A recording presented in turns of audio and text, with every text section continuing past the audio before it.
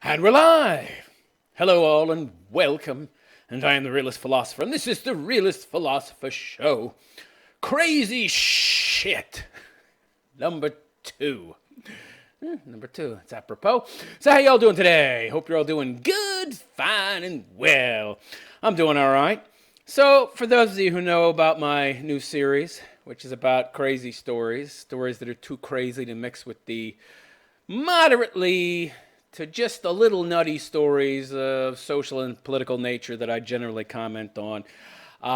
You can't mix them. They deserve their own segment. So I'm going to do, in fact, they deserve their own show. So every week, I'm going to endeavor to do one show, just one, that's not call in, and I'm just talking about the craziest, most nutty shit. And I'm going to talk about it all in one friggin' episode. Now, I was going to do this yesterday, but then I saw Game of Thrones, Season 8, Episode 4, which was a total clusterfuck. Talk about one of the worst Game of Thrones I've ever seen. It was horrific. Oh, it was a train wreck. Oh, my God. Talk about jumping the fucking shark. It already jumped the shark. Now it's jumping fucking whales. It's so fucking bad. For those of you who don't know where the term jumping the shark comes from, it came from that crappy show, Happy Days. Fonzie jumped a shark or something on a fucking surfboard. I don't know. I don't remember the episode all that clearly. Long fucking time ago. But anyway, yeah. That spelled the end of that show, essentially. And now it's a term that's used to pretty much talk about any show that has done something similar, something so retarded, something so stupid that it spelled the end, the doom of it. Of course, this happened back in season 5 and 6 with Game of Thrones. This show has been on life support for a long fucking time. Of course, these showrunners, these same idiots that started the show, I don't know why they let them continue. I guess because they had such success the first 4 seasons. Well, that was only because they were using original material from the books from George R.R. Martin. Once he ran out of material, they had to come up with their own shit. We're just hacks. We're only good at adapting other people's good shit. We can't create our own good shit. Apparently, obviously. Jesus Christ. What a disaster this show is. Oh, my God. Although I'm glad Masandi got her head fucking chopped off. I hated that broad. She's so fucking mouthy. Shut up, bitch. She had a nice ass, but beyond that, yeah. Wasn't doing it for me. Not my type. Not my freaking type. Too feminist. Too much of a feminista. Good Lord. Anyway.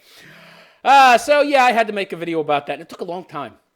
I'm still figuring out all the different things and ways that I can make videos of commentary about TV shows or, live video. There's a whole bunch of copyright rules that you have to monitor, that you have to be aware of, and you have to change the content to a certain extent so it's not the original content used from the actual show, or, you could get sued, it turns out. So I just had to go through and stop the video and take a, still shot and record that as I was giving commentary on that specific scene. Of course, it turns out I could have just turned off the sound. I could have just turned off the sound and played actual snippets of the scenes I was talking about, and that would have been altering the content enough for me to not get, any copyright problems. Yeah, I didn't know that, right? Now I know. So if I do anything like this in the future, I'll do something like that. And I'm sure I'll have a gripe about Episode 5, because Episode 4 was so freaking bad. But anyway, yes, let's move on from Game of Thrones and talk about some nutty, crazy shit. Some stories that I've been monitoring for the past week and really wanted to talk about. All right, so let's start with story number 1. This stuff is so crazy to me. Now, you people might not think some of this shit is crazy because a lot of you live in the West, but I don't live in the West. So this shit hits me like, fucking bag of bricks in the fucking head. Landlord is ordered to pay $675,000 for refusing to lease, get this, to Muslims. Really? Are you kidding me? I thought it was my absolute positive right to discriminate against people if I wanted to. You went to jail for diddling kids? Yeah, I don't think I want to rent to you. Oh, you want to come over to my house for dinner, but you're a child rapist? Yeah, I don't think I want to spend time with you. I don't think I want to do business with you. Yeah, wait a second. Why don't I have the right to discriminate anymore? You have a right to discriminate, but only against those people that we have deemed to be illegitimate. Those people that we have deemed to be politically incorrect. Those people who are not on our side. They're not on our list of acceptable people to discriminate against. So who are you? You say we. Who is we? Oh, that's a good question, isn't it? So a Colorado building owner who was recorded telling her tenant to find an American person to sublease her property to instead of a Muslim father and son now has to pay the men $675,000. Socialism! See, what the hell is the government doing getting involved in housing? You know, housing is part of the free market too. It's socialism when the government essentially shoehorns itself in and gets involved in the ways and means of production, the ways and means of the market itself, okay? It just doesn't mean producing products. And by the way, a house is a product too, okay? A house is a creation, all right? And I'm selling that product, renting that product, okay? Oh, they're going to tell me how I can do that. That's great. My house, but you're going to tell me who I have to rent to. Really? Wow. That's wonderful. That's fucking great. Yeah, that's socialism for you. In a nutshell. Yeah. So the men sued last year. Of course they did. Yeah, they figured they had a winning case, you know? Yeah, we let these people into our country. We show them all this wonderful hospitality. We let them in. We give them welfare, give them SNAP and benefits. What do? We give their kids education. I mean, granted, public schools suck, but it's better than what they were getting in their home country, which was like zero education. What do? They turn around and sue us because we don't like the fact that a disproportionate number of their people blow us up. How about what's going on in Sri Lanka? Hundreds and hundreds of fucking Christians getting killed. You don't hear the media talking about that. Nah. So they sued after she was threatened with a lawsuit for religious discrimination. It's my community. It's my neighborhood, said Rashad Khan, co-owner of Korean Kebab. Korean Kebab? I have friends who live there. I lived down there since 2008. Khan and his father run their restaurant in Boulder, Colorado. When Khan saw a space collecting dust in his neighborhood, he decided he wanted to expand. I don't get this. Why do you have a right to other people's shit? See, this is communism, man. This is socialism right here. You have empty space. I have a right to lease that space. Hey, I'm going to pay you, so I have a right. You must rent to me. You must. You're my slave. I can force you to do whatever I want you to do because I need it. I want it. It should be mine. And I'm an oppressed minority. The problem is the property owner, Katina Gachis, didn't like the idea when asked by the current tenant who wanted to add Khan to the lease. The tenant recorded the conversation. Is that even legal? That's not even legal, I don't think. I don't think you're able to record people's conversations, private conversations. I mean, I know that you're allowed to record conversations in the public space, but if you're having a private conversation with somebody, you first have to inform them, okay?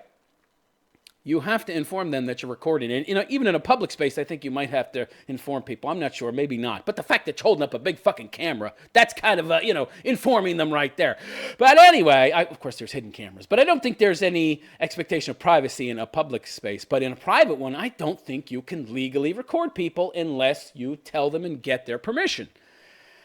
So anyway, the conversation went something like this. American person, Katina said.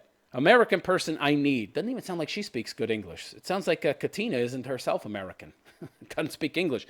American person I need. Good American person like you and me. Good American people that don't speak English. Oh, boy. Khan said he could not believe the recording. It's so difficult to believe.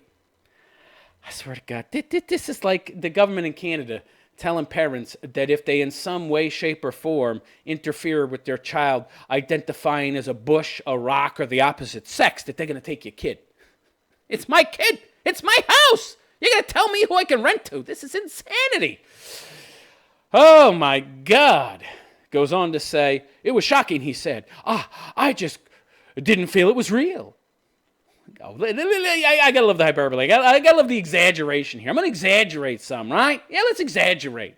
I just didn't feel it was real. Oh my God, I can't believe something like this happened. You would think that a big fucking meteor struck the earth and killed 1 million people. The way this fucking guy is talking. These kind type, they are very dangerous, extremely dangerous, Katina, the homeowner, said. You just can't get away with that, said Khan. Khan. God, wasn't that the bad guy in that movie, the fucking, the Star Trek? Yeah. The Wrath of Khan. We have this opportunity to have that here. If we were anywhere else in the world, it may have been, this is how it is, and you move on. That is how it is. I love it. Khan, his father, and the tenant sued Gatchis for discrimination because you could. Because the system is so slanted in your favor. What discrimination? So they didn't like the fact that you were Muslims? I have the right to not like you. And I have the right not to rent to you. Oh, no, you don't. No, you don't. Because Big Daddy government's going to come in and make you do what they want you to do with your shit. Really?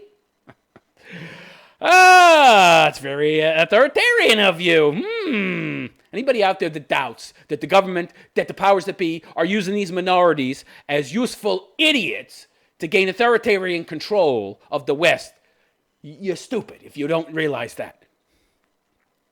Discrimination is expensive, said Siddhartha Rathod, the father and son's attorney. Oh, God. They run a kebab stand, but they could get themselves an attorney. Yeah. This is just like those lesbian couples going into Christian bakeries and asking if they'll bake them a cake. And remember that one lesbian couple? They went into like a dozen different bakeries that they had identified as Christian so that they could find one that would say no so that they could sue them and get a whole bunch of money. I bet these scumbags make a living off of going into fucking rental properties and saying, well, you rent to me, with the big fucking rag on their head and talking with an exaggerated accent so they can sue people who say no. Gatchis has since settled the lawsuit. The community will hold you accountable. Well, this isn't the community holding her accountable, okay? This is you suing her, okay? The fact that you conflate community, meaning the social sphere, with the legal sphere, which is very different, shows you're a fucking social justice warrior moron who can't tell the difference. Khan said the settlement sends a strong message. Yeah, the government can tell you what to do with your shit. The government is in charge. You think you have private property. No, you don't. You have the illusion of private property. Re-fucking-diculous. All right, let's move on. That just makes me so angry. This is yet another perfect example of how far the country is steering left, how much authoritarianism and the left are gaining power. You can't do what you want with your own property. Oh, sure, if you don't want to rent it, you do whatever you want with it. Burn it down, whatever. Turn it into a meth lab. That's illegal, but hey, this should be illegal too. But instead, it's illegal to rent to who you want to rent to and not to rent to who you don't want to rent to. Ridiculous. But if you want to rent it, you have to do what the government tells you. All right, next. This is some crazy shit. Listen to this headline. Teen beheaded classmate. Since when are teenagers beheading each other? This is some crazy shit. In jealous rage over girlfriend. Really? Over a woman? I don't care if she's Helena fucking Troy. There ain't no pussy that's worth chopping off somebody's head and spending forever in jail. So a crazed teen, yeah, you're chopping heads off over broads, you're crazed. You're nuts. Or just really, really fucking dumb. Like 65 IQ. Like dumber than Forrest Gump. Like I can't see the future consequences of my actions. I think I'm going to get away with it when I chop somebody's head off. That's dumb. Or crazy. Or both. Beheaded a schoolmate who he thought had slept with his girlfriend, prosecutors said in court this week. Matthew Bourges was just 15 in November 20... this is an old story. When he was accused of cutting off the head and hands of Lee Manuel Valorio Paulino, 16, in Lawrence, Massachusetts. It's a couple years old. But it's new if I've never heard of it. But this is just crazy. It's so crazy. Bourges killed the Lawrence High School sophomore in a jealous rage after accusing him of sleeping with his girlfriend, causing them to split. Prosecutors said in Essex County. So you're angry because you think your broad slept with some dude. You don't know if he did, so you accuse her, and then the exact thing you were afraid of happened. Oftentimes in life, our fear of something is what causes that something to actually take place. Meanwhile, if we hadn't had that fear and in turn hadn't acted upon that fear, that thing that we were afraid of would never have happened. Keep that in mind. Oh, I'm going to need a lot of coffee to get through this shit. All right. So I think of killing someone and I smirk, said the wacky nut job with a hairdo that matches. It's all I think about every day, killing someone and smirking. He texted the girl this stuff. No wonder she broke up with you. What a nut job. It's so crazy. The next time you see me, look in my eyes. Because that's the last time they'll be like that. What does that mean? I don't know what that means. Oftentimes, crazy people say shit that only means something to them. I remember this one crazy homeless broad that used to live near my house. And every day I would walk by her, she'd be outside near my house, and she'd be talking to somebody. And I'd be like, I remember one day I stopped, and I said, hello. And she didn't respond, and I said, you mind if I ask who you're talking to? And she said, Harry. I was like, I don't see anybody. Who's Harry? She said, he's the giant fucking rabbit. The giant white rabbit standing right beside you. I was like, what the fuck, really?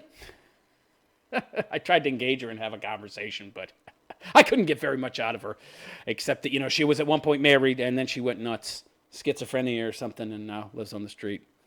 Hey, you don't know what these crazy people are doing or why they're doing it. The next time, my eyes will be different. They'll be dead eyes. He texted her before the brutal murder, according to the report. The following day, Valoria Paulino went missing and his decapitated... So you send a wackadoo message like this to a broad who you had prior accused to sleeping with a guy whose body was found headless the next day after you sent this message. This guy's no rocket scientist. I guess that's partly why you don't hear about too many rocket scientists being accused of murder. If they do kill somebody, they're smart enough to get rid of them in a intelligent, clever fashion, right? Though not always, but yeah, usually some moron like this fucker. Good Lord. So the state trooper who later found the victim's head found it in a bag nearby. That's odd. You chop off the head. Wouldn't that... Now, of course, he must have been in a rage, right? I wonder what he used. Did he use a sword? Did he use a machete? I wonder what he used to chop off the head. Was it post-mortem? And if it was post-mortem, wouldn't that be to prevent identification? And if it's to prevent identification, why the hell would you leave the bag in a fucking head? The head in a bag, like 20 feet from the body. It's so crazy. But that's why this show is called Crazy Shit. All right, so... Surveillance video showed the two teens walking toward the river, but Bourget initially told the police they had gone to smoke pot. But after Bourget was arrested, police found a journal at his home with a last entry to call a few friends, wear bags on their shoes, and kill him. No trail of breadcrumbs there. The defendant told them he stabbed him to death and cut his head and hands off so he couldn't be identified. Gubitas told the court. So it was to prevent identification, but he left the head there? That's crazy. But that's just stupid. Maybe this should be on stupid shit. I think I might have picked the wrong video. I should put this on my stupid shit series, not this crazy shit. This kid's just a dummy. This is like a how not to fucking commit a murder. I'm going to kill somebody. And the first thing I'm going to do is write about it. And I'm going to leave that writing in a journal at home. Then I'm going to tell my girlfriend I'm going to kill somebody. Then the next day, I'm going to kill somebody we both know that I had reason to be angry with. And then I'm going to kill him. And I'm going to fucking do it in a place that video cameras caught us going to before the act, together. So I could be identified as the last person seen with him. Yeah, that's brilliant. That's about as dumb as Jussie Smollett paying the fucking guys that he paid off to play that hoax on him with a fucking personal check. He's never heard of cash. You can't make it to an ATM, Jussie Smollett. Juicy. What an idiot. All right, so... Yeah, defense attorney Edward Hayden insisted the most Bourget can be accused of doing is burglarizing the dead boy's home, not butchering him. Okay. Witnesses who are going to say he committed murder are not reliable. Well, didn't he say it too? Bourget is now 17 and being tried as an adult on the first-degree murder charge. Okay, so the trial is coming up now, and that's why this story is in the media at this moment. His trial continues and expected to take 3 weeks. Seems like a long time. Seems like a pretty cut and dry case to me. I bet you they found other... they're not telling us what kind of evidence they have, but... they probably have blood all over his shoes, blood all over his room. He probably tracked blood into his bedroom. It's probably all in the carpet and shit. Probably fibers on the body, fibers on him that match fibers on the body. I wouldn't be surprised if they found the murder weapon. I need to do some more research into this case. I probably should have beforehand. I just didn't have the time. It just sounded so crazy. It sounded like the perfect story to put in my show. I don't get it. Don't you people plan? See, this is the thing. People who commit murder, they never think they're going to get caught. That's why the death penalty doesn't work as a deterrent. That, and there's something like anywhere between 80 and 150 people at any given time who are innocent on death row. So that's a problem, too. Innocent people getting killed, getting convicted, and sent to the gas chamber, the chair, or whatever. I don't think they use the guillotine anymore. That's just in Europe, maybe. Or being hung. We used to hang people in America, right? When they were guilty of something. Lynched them, right? Yeah. That was how we used to inflict the death penalty on people. By the way, if I was to be killed, if I was like to be found guilty of something that had the death penalty, I would want to be shot. I think that's the best way to go, right? Why don't they do that anymore? I don't get this. They've got the fucking euthanasia thing where they shoot you up, right, with all those chemicals that actually make you suffer. They found that it's less humane than putting animals down. You're 100% awake and aware as you're dying, and you essentially suffocate, your lungs stop working. So it's like, in a sense, drowning. From what I understand, the whole lethal injection thing is very inhumane. And then, of course, the electric chair. Jesus Christ. Has any of you ever been shocked? Of course you have, right? Now imagine that just lasting for minutes and minutes on end, but like 1,000 times that powerful. Yeah, just shoot him. Shoot him in the head. Shoot him in the chest. Have a fucking bullseye on the heart. That's the best way to go out, really. 6-man firing squad. Everybody aims for the heart. It's over in a second. I guess that's too humane. I think that all these inhumane ways of killing people, of essentially carrying out the death sentence, I think that people don't want to admit it, but there's a morbid part of them that is happy that these people who are being punished are suffering. It's not enough that he dies. I want him to suffer. I think that's the case. Everybody knows that these are inhumane ways to put somebody to death, and that the most humane would be firing squad. Oh, but that's too traumatic to watch. Yet they had the same justification for the Nazis that were blowing away the Jews and tossing them in the shallow fucking graves. Oh, this is too traumatic on our troops. We better find a way that's less traumatic for them, but more traumatic for the people we're killing. Ah, gas chamber. Yeah. Okay, which is also, most of the ways that we have of killing people today, of carrying out, capital punishment, came from the Nazis during World War II. We got all our killing from them. Didn't you know that? That right there ought to tell you, we don't want to perform capital punishment in that way. Nah. I mean, hell, we took the rocket scientists, right? And supposedly got to the moon that way. That's a bunch of bullshit, by the way. We never went to the fucking moon. But anyway, it seems like we got a lot of good shit from the Nazis, huh? Well, depending on how you look at it. Yeah, but firing squad, that would be the way I'd go out. Abso-fucking-lutely. 6 to the heart, same time. You wouldn't even feel it. You'd just be gone. But too humane. Too humane. You would never hear people who are for the death penalty say that, but that's what they're thinking. They want those people to suffer. Okay. Next. Oh, this is crazy. I'm saying this for every story, but that's because they are. Man who removed condom during intercourse with sex worker is jailed for 12 years for a rape. What? That's crazy. How many years is she put in jail for being a prostitute? 0. Oh, okay. Lee Hogbin, who threatened to shoot a judge after a sentence of 12 years in prison was handed down. I'm not surprised. He didn't commit a crime, really. And he's being sentenced to 12 years in prison for taking off a condom? Wow. The gynocracy is powerful, where this guy is coming from. Good Lord. Meanwhile, you got these bleeding heart liberal nut jobs in California decriminalizing having sex with someone when you have AIDS and not informing them. I'm Typhoid Mary, except the typhus that I have kills people. It's a 100% death sentence. Wanna bang me? Oh, now you don't even have to tell people that. And if you bang them and you get them fucking infected with HIV, no punishment. But this fucking guy, 12 years in prison? Unbelievable. Oh, because it's against the Wayman. Can't do anything to Wayman.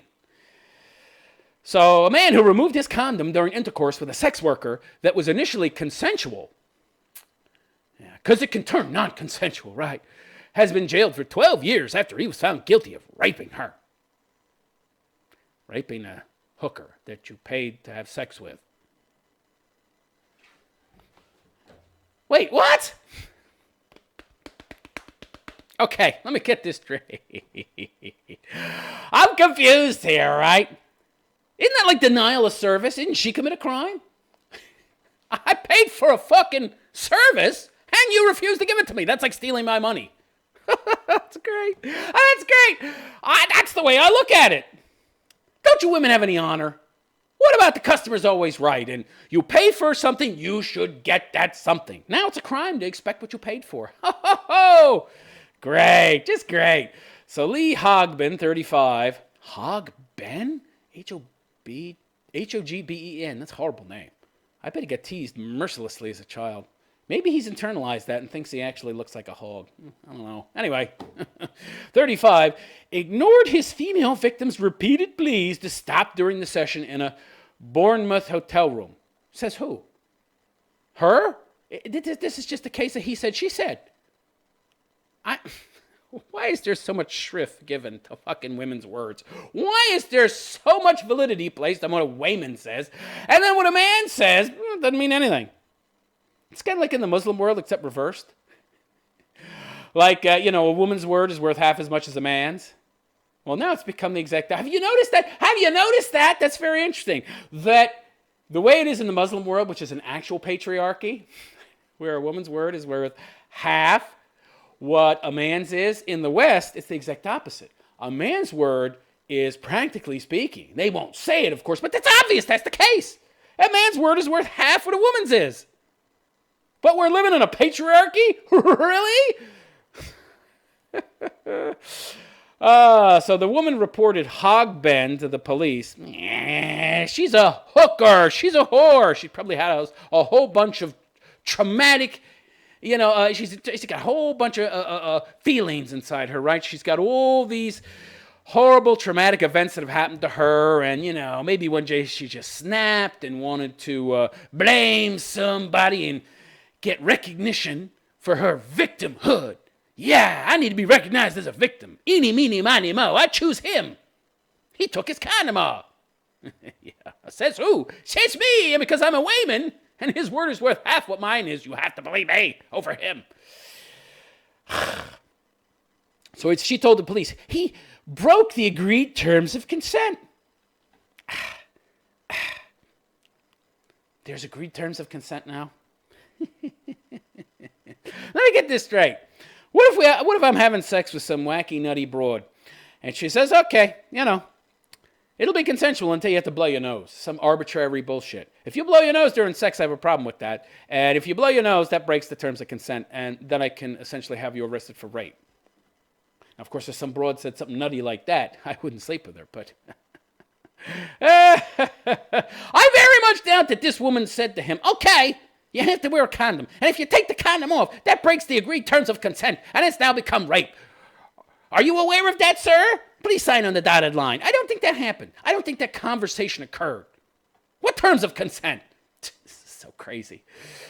Hogben threatened to shoot the sentencing judge. No, really? I wonder why. He's being sent to jail for 12 years.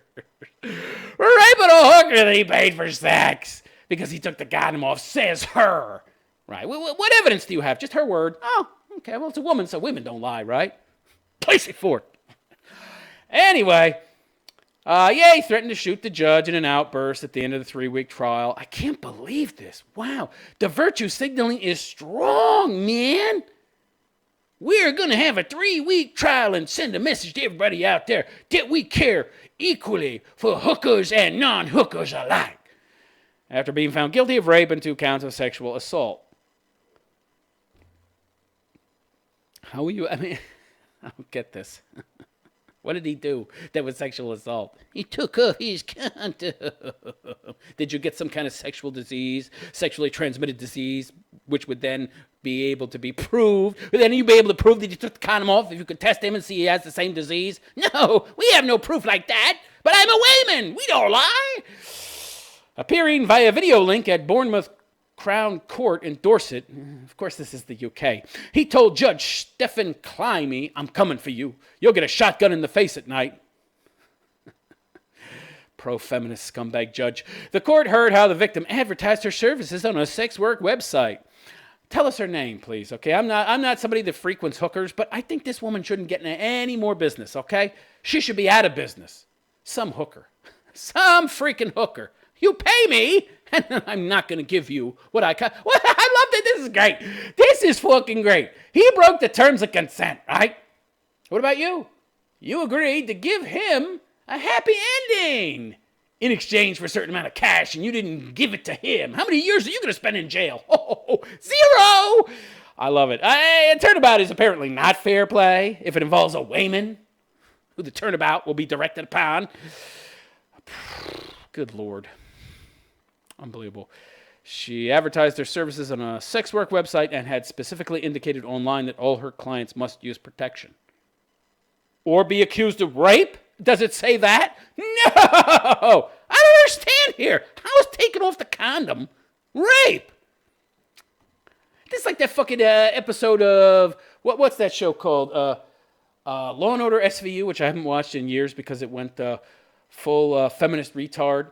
And they were trying to pass a law, and they successfully convicted a guy on that show of rape because he was lying to women and telling them he had some high-up job and he could do favors for them to get their kids into a specific university. He was pretending to be like the president of the university or something, and he was sleeping with all these post-wall cougar broads, single moms, in exchange for getting their kids in the university, but it turned out he was just the janitor. And he happened to have access to all the offices and shit, so he fooled all the women into believing this. It's like, well, what kind of character do these broads have to essentially go to this man and essentially say to him, I'll give you a blowjob if you let my kid in the university. Somehow he's to blame, though. He's the bad guy. They're not participating equally in this fraud. Oh, no. It's always the man that's the bad guy, right? Yeah, of course. So, Hogben met her at the Royal Bath Hotel, having agreed upon a price in advance for 2 hours of her services, which apparently he didn't get. Prosecutor Jody Mitchell said the sex worker claimed Hogben had threatened her with violence, claims her. This is just a he said, she said? That's your evidence? Used to be, these kind of cases were completely non-viable. You couldn't get a prosecution of any kind off of a he said, she said. Now, well... Feminism, people. So, yeah, she claimed Hogben threatened violence when she resisted him after he removed the condom. She said Hogben went beyond what was consented to by removing the protection, which the complainant will say was a condition of intercourse. Uh-huh. So that's rape? What? He's paid for your time. All right, you could argue that he might have done something wrong, but it ain't rape. Okay, that's absurd. Meanwhile, you got these broads running around raping young boys, and it's being called sex by the media. She had sex. All the fucking headlines are, they had sex with a young boy, not just on his bedpost. Wait a second. How many years are they getting? No slap on the wrist. He takes a condom off, 12 years. Oh, my God. She said, she repeatedly protested, allegedly. How do we know? I don't do that, she said. No evidence. Please, no. Bullshit. I never believed this shit. I don't believe this for a second. I think this is a mentally damaged, deranged broad, okay, that wanted some victimhood brownie points. She tried to wiggle away, she claimed, but he told her to stop. The she claimed isn't in there, but I'm interjecting it because it should be. We shouldn't just take this woman's words at face value. So she tried to wiggle away, she claimed, but he told her to stop. He told her he had beaten people up and robbed them. Oh, okay, I don't buy any of this. Now I did this just bullshit. I don't believe any of it. This is total crap. It's a railroad job. This is just somebody trying to make an example of this guy and get elected or get reelected. That's all. That's all. Just pandering to wacky, crazy, leftist, fucking nutjob feminists. That's all this is. Ay. Forgive me, I'm pouring myself another cup of coffee. I needed to get through this garbage. Boy, oh boy, oh boy. Wow, this is a long story for such nonsense. All right. Then it's, she claimed that Hogben then left without paying her. Oh, okay, this is how I know this is bullshit, okay? Hookers get paid up front. This is well known, okay? If a hooker doesn't get paid up front, she's a fucking moron. Here's the car keys. Why don't you get in the car and test drive it? And I don't know who you are, and then I'll trust you to give me the money after you come back with the car. What? It's a good way to get your car stolen, pinhead. No, you get the money up front. They all get the money up front. This is so retarded. Ridiculous. Get the money up front, ladies. All right? Unbelievable. Like anybody believes this crap. So, Miss Mittel read aloud a victim impact statement from the victim, alleged victim. Why are you a victim? Because you claim to be? I love it.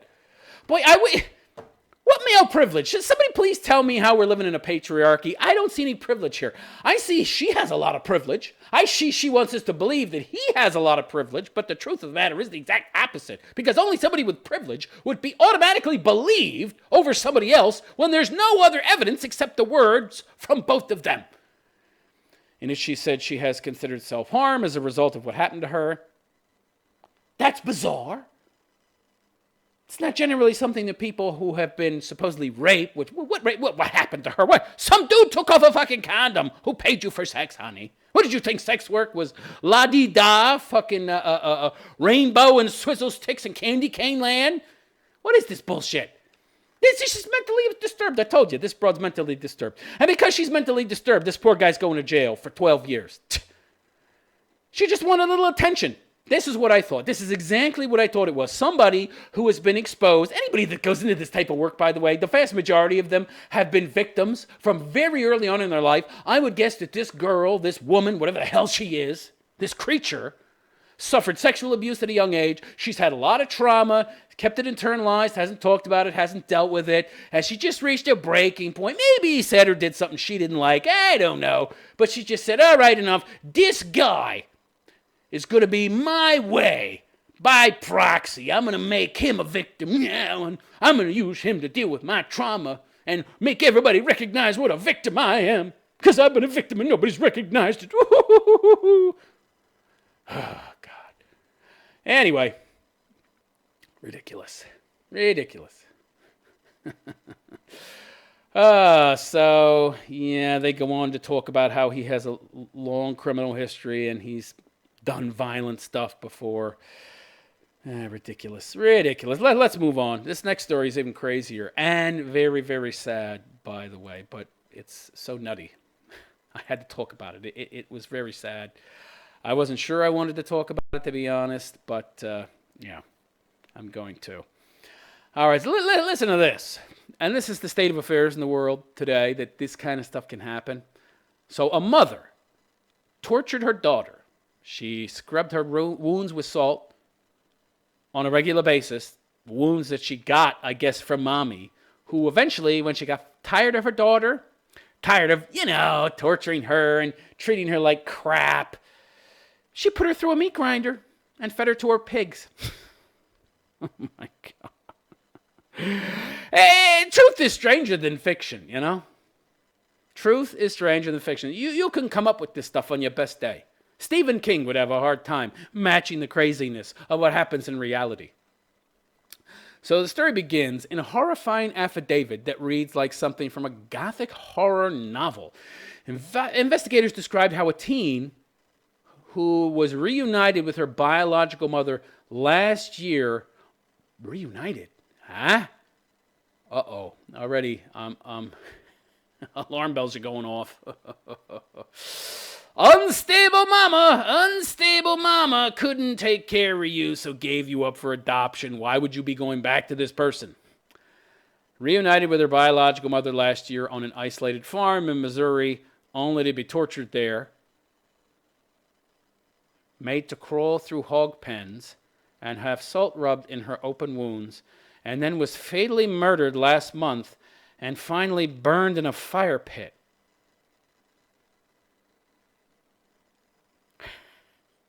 I'm speechless. Well, obviously not, but close to speechless. So Rebecca Rude, R-U-U-D. How the hell would you pronounce that? 2 U's? Rude?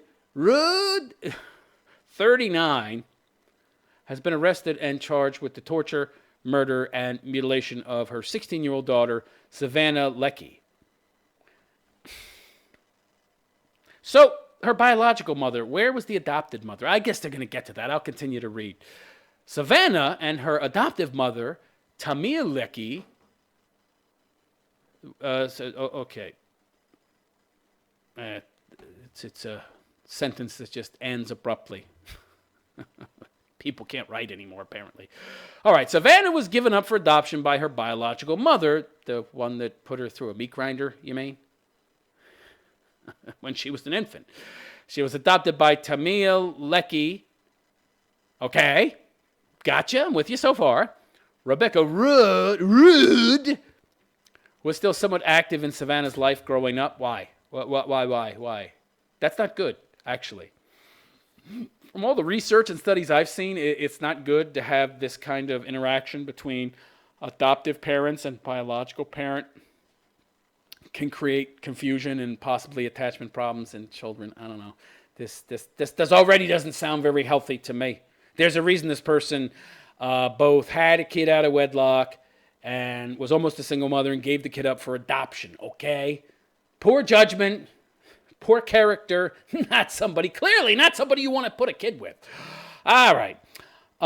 Still someone active in Savannah's life growing up and was not entirely estranged from her biological daughter. Too bad for the biological daughter. You should have had total estrangement.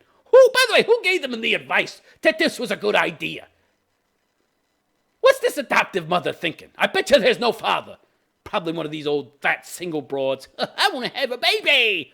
I'll adopt. And still have no husband. God.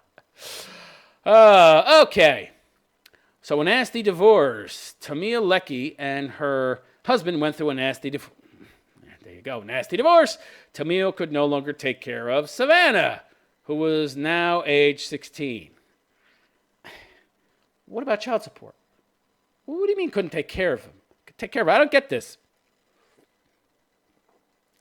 Then why'd you get divorced? This is great. People make bad decisions and guess who suffers? The fucking kids. Always the kids. If you couldn't take care of a kid, why did you get custody? She probably demanded custody, right? Jesus Christ. Why didn't the court give you child support? Was he a loser? Did you marry a loser, sweetheart? Did you adopt a kid while you were married to a loser? Why would you do that? Why? Whether you're adopting a kid, and she adopted this kid as an infant. Did she get married after the fact? Was she married at the time? And if so, why did she marry somebody who couldn't afford to take care of a kid? Or who was a loser, a bum, who wouldn't be able to pay child support? Well, I don't know. Maybe I shouldn't necessarily say that, because there's a lot of guys who can cover their responsibilities when they're married. But once you get divorced, yeah, okay, maybe I'm being a little too harsh. I don't know the entire situation behind the guy's character, whether or not he was a good guy or not. When you split a fucking household, but why are you getting divorced? I don't know. I don't know the story behind all that. I shouldn't jump to conclusions, I guess, but Jesus Christ. The real conclusion you should be jumping to is that you should have stayed fucking married, okay? If you couldn't afford to take care of the kid by yourself, you stay with the father. Because when you're together, you can afford to take care of the kid. But I don't know. That would require sacrifice on my part because I'm tired of him. I'm a nasty feminist cunt. I've been corrupted by feminism. And I'm fat. And I want to sleep with other guys. Maybe I can find myself somebody that's a chubby chaser. I'm tired of him. He has no libido anymore. Or whatever complaints were. You're supposed to stay together for the kid at least. No, we can't do that. So I'm going to give my kid up to be fucking chopped up and put to a meat grinder. All right, so they had a nasty divorce. Can't stay together for the kids. So she was adopted. Rebecca Rood was still somewhat active. Okay, I read that already. Yeah, all right. Let me scroll down here a bit so I don't lose my place so much anymore. This is crazy. So Tamil and Rebecca Rood agreed that Savannah could live with Rebecca Rood on her Missouri farm, and the biological mother and daughter would be reunited for good. So you go from occasionally seeing somebody like once or twice a year to let's just move in and be mommy and daddy. I had something like this happen similar to me. A lot of you don't know a lot about me. I had a half-sister, and I didn't meet her until she was like 18. She was a dopehead and a drug addict, and, same thing, dopehead, drug addict. Although lots of people like to make delineations between the hard drugs like marijuana and cocaine and crack and pot. Pot's so soft, that's not a real drug. Smoked, both pot and regular cigarettes. She did other drugs, I think. I mean, she was high as a kite most of the time. And, she moved in with us when she was 18. Never met my mother. Just out of the blue pops up. That's crazy. Crazy. It turned out they lived like 12 miles away. The whole time I was growing up. Didn't even know it. So maybe they did meet. I don't know. I don't think so, though. But who knows? I really don't think so. I could be wrong. Whatever. But came to live with us, and it was a nightmare. Total nightmare. Although, my mother handled it better than this broad. Didn't chop her up and throw her in a meat grinder. But yeah, this stuff doesn't work out. That's crazy. So yeah, she agreed that Savannah could live with Rebecca Rood on her Missouri farm. And the biological mother and daughter would be reunited. Rebecca Rood's farm. Well, Rebecca was a truck driver. A female truck driver. And volunteer firefighter? Oh, boy. So she gave a kid up for adoption. Radical feminist. Never had any kids after that. Truck driver, volunteer firefighter. Sounds like a lesbo. Anyway, she lived on an 81-acre farm near Theodosia, close to the Arkansas border. White trash to boot. Miles from the nearest paved road. Oh, boy. In photos on Rudd's Facebook feed, life after reuniting with her daughter appeared idyllic. Yeah, it always appears that way to outsiders, doesn't it? People who are abusive and wacko scumbags. How about that John Wayne Gacy? He did fucking parties and with kids and was a fucking clown and painted fucking weird clown pictures and shit. Oh, he was such a wonderful man. All these nut jobs put on this fucking facade of normalcy. Yeah. It's so idyllic. Yeah, Not so much. So, a lot of pictures with baby goats, pretty dresses, reports the Washington Post. So, Missouri mother, so what she did was tortured her daughter. Ooh, yeah. I'm confused. Where was the adoptive mother? While all this was going on, I would assume, well, maybe I could be wrong, considering that the adoptive mother and the biological mother were on speaking terms and seemed to be buddies. They could be a lot alike. Maybe she experienced abuse in her prior household, so didn't find it all that unusual, or maybe even thought it was normal to be abused in her new household. Maybe that's why she didn't say anything to her adoptive mother. But I mean, if this was happening out of the clear blue, she'd never been abused, had a normal childhood growing up, I would think she would say something to her adoptive mother. Hey, adoptive mama, she's wounding me and then rubbing salt in the wounds. Do you think that's normal? Be freaking out. I'd find some way to get my kid out of that situation that I put him into. So Ruth's ex-boyfriend testified that he saw Rebecca force Savannah to crawl through muddy hog pens and wade into a murky pond. He also saw Rudd spray Savannah with a hose as punishment. It's not all that bad.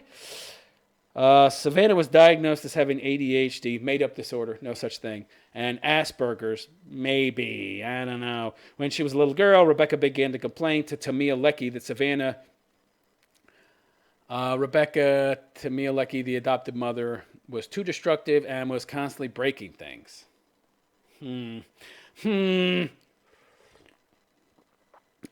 I either need more help or I can do nothing for her, said Rudd.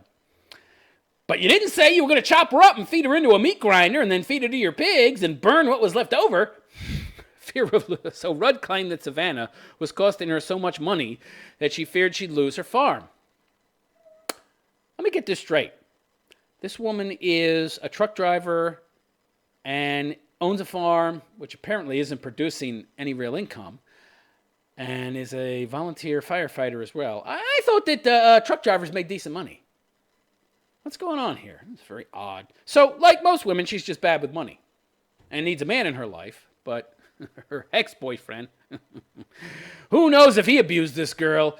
He's something like 10 times more likely to experience abuse if you're in a household with a single mother who has a non-biologically related boyfriend. There, I got it out past the fucking cotton tongue in my mouth from all this fucking coffee. Hold on a second. Got to clear my palate. So who knows? He might have abused the kid for all we know. It's 10 times more likely than if you have the actual father of the child there. Oh boy, oh boy, oh boy. This is such a sad story. All right, let's see what was so horrible that she had to be chopped up and fed to a meat grinder and then fed to the pigs. Oh my God. She's a beautiful girl. 16-year-old beautiful girl. She could have had a bright future. Just sounded rambunctious. Always breaking things. Like what? Oh, yeah. You broke my Hummel, bitch. I gotta chop you up and feed you through the meat grinder. What the fuck? I guess that the biological mother has never heard of proportionality when it comes to punishing your kid. Broke a Hummel, get smacked on the wrist. Broke a Hummel, kill you and feed you to the pigs. Which one? Which punishment should I choose? It's crazy. So crazy. Oh my God. Let's see another picture here. Oh, there she is playing with baby goats. Who would want to kill this? A sicko. A sicko. This woman's a psychopath. A psychopath. Well, maybe more sociopathic that she's able to hide her psychopathy so well and seem normal to people. Normal enough that you would let your fucking kid stay with them. Yeah, I'm going to guess that adoptive mommy isn't a very good judge of character. Imagine that. Ended up getting married to a guy that she then divorced for whatever reasons, who knows. Maybe it was his fault, maybe it was her fault, whatever. Now, look, it would depend, of course, on what was going on in the marriage. But, I mean, unless this guy was a drunkard, beating you up and abusing the kid, you stay with him. You stay with him. Because, you can't afford to take care of this beautiful kid by yourself. I don't understand this. Having kids is a gift, okay? For a lot of people, it gives their life purpose. And even if you found purpose somewhere else, they can still bring so much joy to your life. Why would you harm this kid? I don't get it. I don't. The psychopathy, the mindset, the type of individual that would do this. Good Lord. It's just so incomprehensible to me, really. It's crazy. Anyway. So, she's afraid of losing her farm. She claimed it was costing her too much money. Yeah, kids cost money. You agreed to take care of this kid.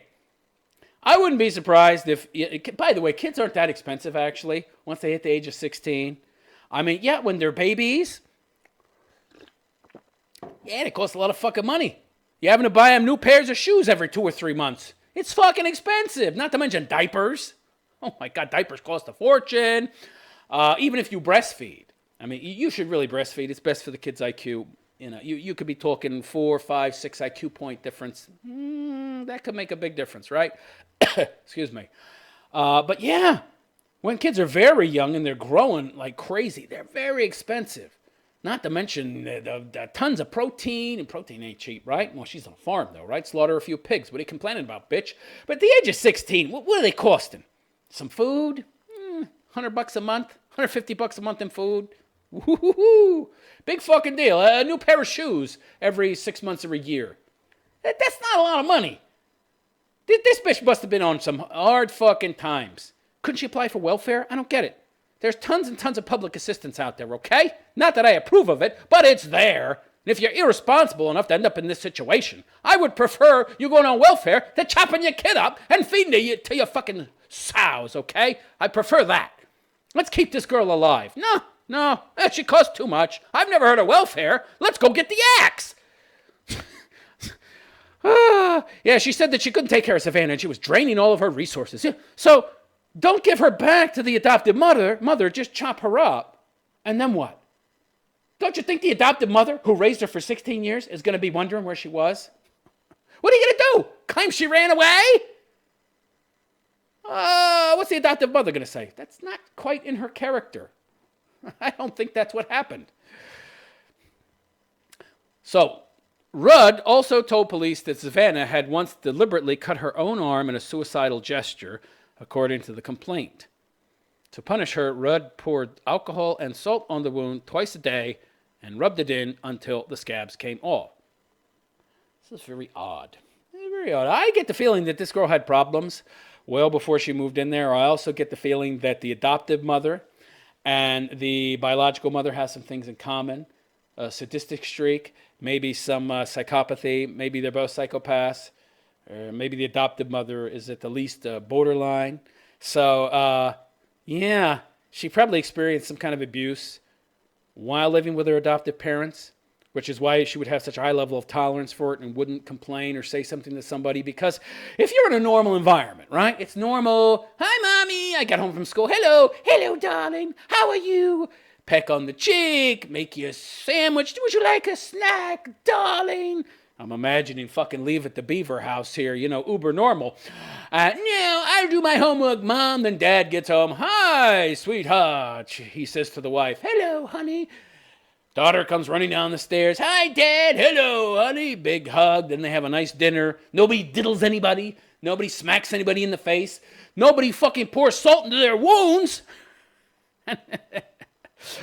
If you grew up in a normal household and then you end up somewhere where somebody is fucking rubbing salt into your wounds and torturing you, you're probably going to think that's abnormal and say something. So the fact that nobody knew about this until she was, found in little bits and pieces in the pig pen, as it were, ground up by a meat grinder, that tells me that she had experienced abuse probably from a very early age, and to her it was normal, and hence why she never said anything to anybody.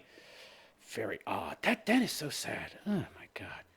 How could anybody do something like that? I just, it's crazy, isn't it?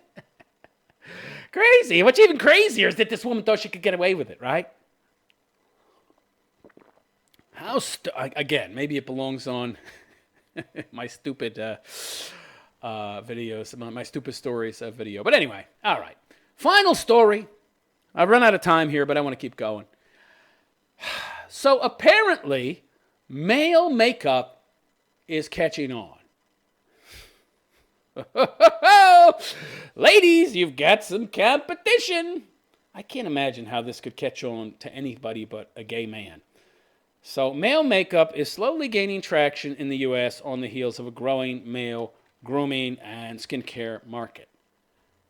If John Wayne was alive right now, he would blow his fucking head off in shame. He just wouldn't be able to tolerate and take what he's seeing right now from so-called American men. The rise of male beauty influencers like YouTuber and CoverGirl ambassador James Charles is destigmatizing cosmetics for men. Okay. All right. So are you telling me that women find makeup on men attractive? Really? They don't like 5 o'clock shadow anymore? No. They don't like 5 o'clock shadow. They like eyeliner and feminine looking man. Yeah. Okay. Further fuel is coming from younger consumers who are challenging notions of masculinity. Why are they challenging these notions?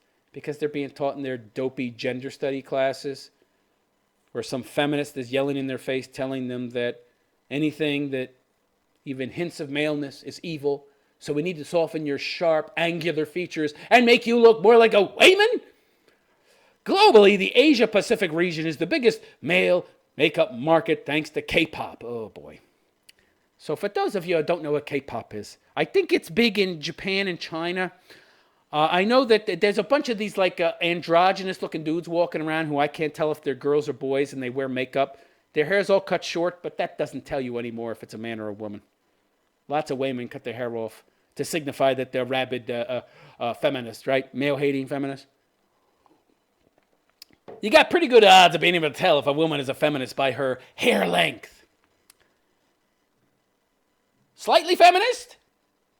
Moderately feminist? More than moderate? Uber? Super uber, no fucking hair. Sinead O'Connor. Level fucking rabid feminist. Anyway, Troy Solomon, recording artist and Instagram influencer, started wearing makeup about 3 years ago after he got his face made up for a photo shoot. He said he is a photographer, so he's probably gay.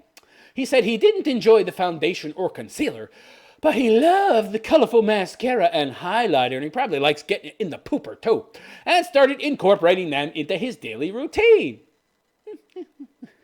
Okay, more power to you, pal.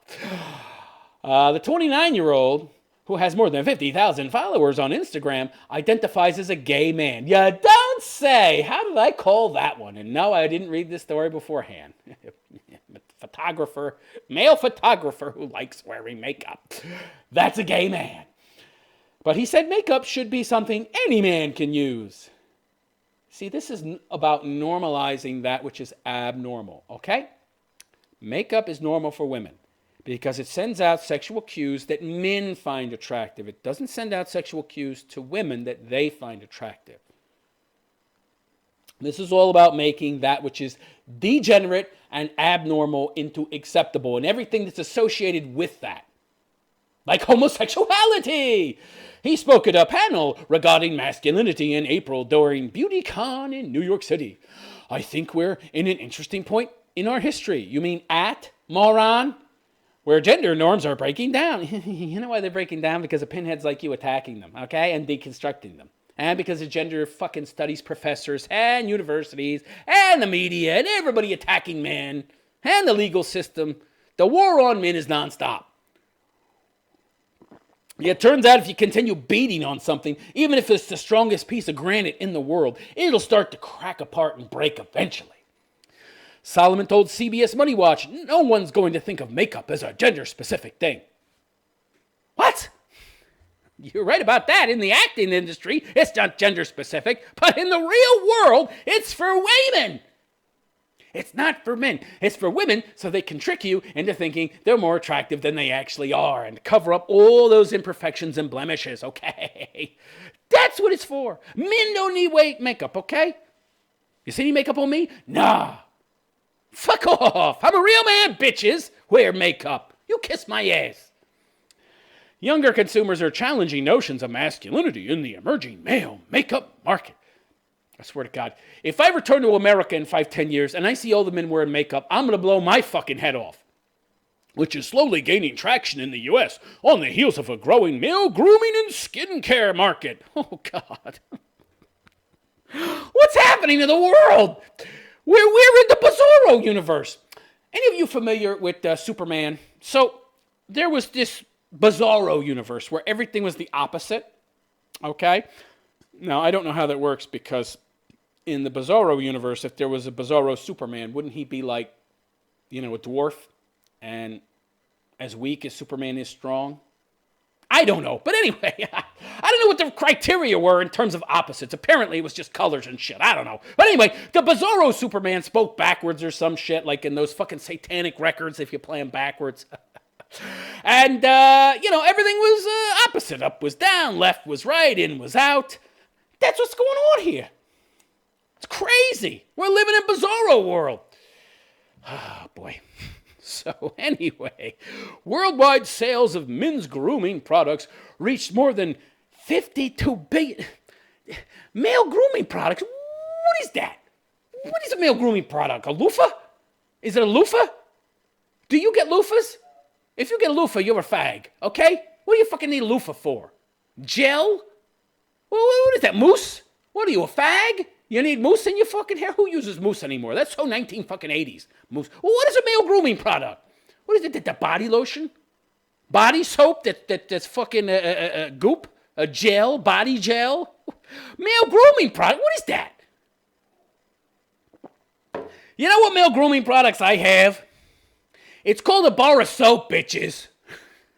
It's a bar of soap. What are you talking about, male grooming products? I buy a bar of fucking soap. Really, really caustic fucking soap that'll take the fucking paint off your fucking pickup truck, bitches. Which you better be driving if you're a man, okay? No, just kidding. Drive whatever the fuck you want. But Jesus Christ, what the fuck is a male grooming product? I got a comb. I don't have much hair. I cut it all off, generally speaking. I use soap. That's it. What is this male grooming product bullshit? Oh, God. So it's increased from $34 billion in 2014. It's upticking. The more feminine men are becoming, the more faggoty they're becoming, the more of this grooming shit they buy. And they predict it in 5 years it'll be $64 billion. Oh, my God. So the $9.7 billion U.S. market counts for about 1/5 of global sales, even though we're 5% of the population. So we're 5 times more faggoty than other nations. That's great. But it's considerably behind Eastern Europe and Western Europe. Oh, well, I believe that because feminism has made more inroads there. Yeah, right? Yeah.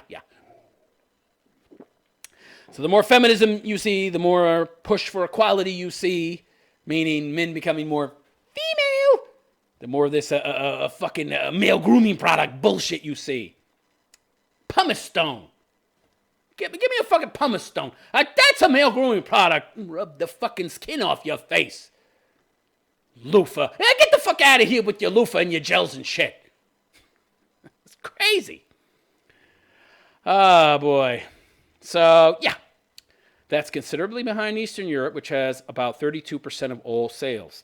However, neither is growing as fast as the Asia-Pacific market, where apparently broads like faggy-looking dudes, where K-pop stars and a generation of Chinese social media influencers have fueled a male beauty product boom. Yeah. China's Tmall CEO Jason Chen said in March, the male beauty market is growing faster than that for women. Growing faster, but not as big yet. But that's crazy. That is nuts. Okay, can you imagine? I come back to America in 5-10 years, and everybody's wearing eyeliner, and all the men look like women, and all the women look like men. Ah, man, I don't know what I'm going to do.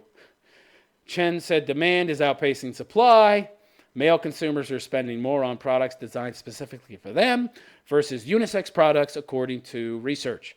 Helping the trend is the rise of K-pop culture, where young men in boy bands sporting eyeliner, lipstick, and BB creams, beauty bombs or blemish bombs, have helped normalize makeup for men. Oh, God. This is what they do. This is what they do. In every single way they can, both biologically and even at the surface level. Okay? At skin level, they attack masculinity. Everything they can do to change you, to feminize you, they do. Because weak men are men that can be easily defeated. You open the gates to the barbarians, holy shit, would have said Romans from 4 centuries before that happened. Romans of that time, though, you open the gates for the barbarians and let them into the city? Let's go welcome them. Got your head fucking whacked off. Yeah. The gates have already been opened, though. Yeah, feminize and weaken the men to such an extent that, they won't fight back. They won't do anything. Let's turn them into women. This is so nuts. This is so nuts. So, however, the trend has also stoked backlash from the Chinese government. Yeah, the Chinese government is very big on their men remaining men. And they actually have classes now to teach men in China. They have classes in China to teach men, if I recall, how to be real men, right? Where they actually put all the boys in classes and teach them about masculinity. Where many have derided well-groomed, delicate-featured young men as little fresh meats. Oh, that's funny. So in the U.S., the rise of male beauty influencers in recent years is credited for destigmatizing cosmetics for men. And look, does anybody ever stop to think that stigmas are a good thing? It's almost like, in fact, it's not almost like, that is the case, that many on the left present the idea of stigmatization as bad. Stigma of all types, bad. What about the stigma against pedophilia?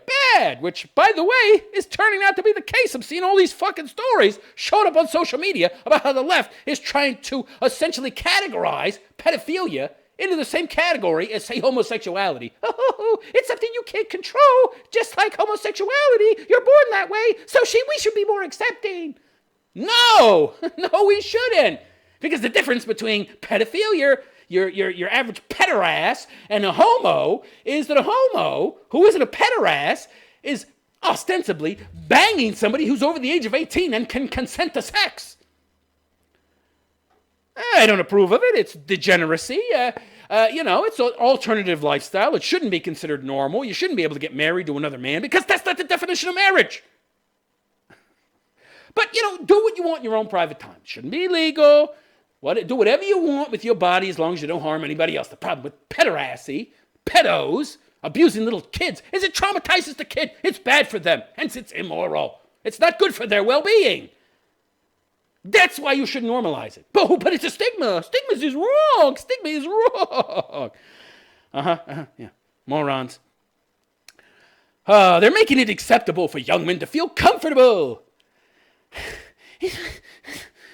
Oh, God. Jesus Christ. Makeup techniques like cut crease, contouring, strobing were historically rooted in drag culture. See, drag culture. See. This is all about turning men into trannies and into homos and into androgynous, neither male nor female creatures who don't identify as either. Weakling, pathetic wimps who can't fight, who have no aggression, who have no critical thinking, who are all about their feelings. However, male makeup users are more typically looking for a subtle look rather than searching for eyeshadow palettes. How about you wear makeup? How about you don't wear makeup? How about you be a fucking man? Huh? Grow a big motherfucking beard. Get some tweezers. You don't want to have the unibrow. Unibrow's bad, okay? Unibrow means you're the biggest lazy sloth motherfucker on the planet. At least pluck in between the motherfuckers, all right? Have two eyebrows, a big fucking beard, unless it itches you to fucking death like it does me. I would love to have a big fucking beard, but it itches to fucking death. It's horrible. The itching is just unbearable. Otherwise, I would have one. But if you can grow a big fucking beard, grow a big fucking beard. Grow some big burly fucking hair. Comb it. Or cut it all off. Whatever. That's it. No loofahs. No body gels. Get a pumice stone. Or a washcloth and a bar of soap. That's it. That's all the beauty products you need as a man. If you need anything else, you're probably a fucking closet homo, okay? Crazy. 9% of Generation Z males. Z? What is this new Generation Z? Which one are we on now? What generation am I? I'm not. I'm not the boomer. The kids are the boomers. I guess I'm a kid of the younger boomers. I don't know. Fucking A. Well, what am I? What generation am I? Right after the boomers? Or am I a boomer? The 60s? I don't know. All this fucking Generation Z, X, Y, fucking X bullshit. I don't know which one I am. Anyway, probably qualify technically a boomer. I don't know. 9% of Generation Z males ages 18 to 24 said they use some form of lightener, but they don't call it makeup. Whether it's tinted moisturizer, BB cream. Why does that BB cream? That sounds like something sexual to me. I get in my mind some kind of weird butt gel for gay sex. I don't know. or CCE color corrected gray, according to Gaither. And more than 2/3 of Gen Z males said they're interested in using a genderless beauty product versus male packaging that emphasizes deep reds, greens, and uniform black. What are you going to dress up as a lizard? What do you mean, reds, greens, and blacks? Is that the color of the makeup? What the fuck?